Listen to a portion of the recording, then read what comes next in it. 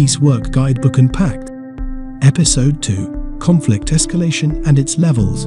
As explained in the previous section, conflict is a natural condition of relationships between people and between groups. In most cases, people know how to handle conflicts in non-violent ways. People are aware of the social diversity around them. Such diversity will inevitably lead to some tensions in interpersonal or intergroup relations.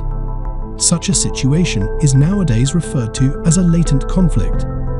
People are aware of such situations, but they know how to handle these differences in non-violent, constructive ways. At this point, it is important to note that local activists and practitioners no longer use the term hidden conflict because people in a given society are usually acutely aware of the conflicts around them. Such conflicts may not be open and violent, but they are most certainly not hidden.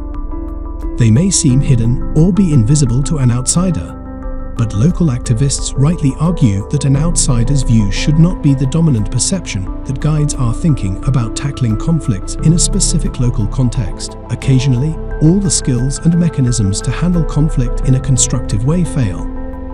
People or groups resort to violence. Such conflicts disrupt social relations and lead to destruction. This is what conflict researchers and peace practitioners call open violent conflict. Open, violent conflict never breaks out surprisingly. Experience has shown that there is always a process that leads to the use of violence because conflicts are always escalated into violent confrontations by interested actors. There are different models describing the process of escalation. The most commonly distinguished phases of escalation are discomfort. People notice something that annoys them. They do not feel comfortable about it. If left unattended, such situations can lead to incidents.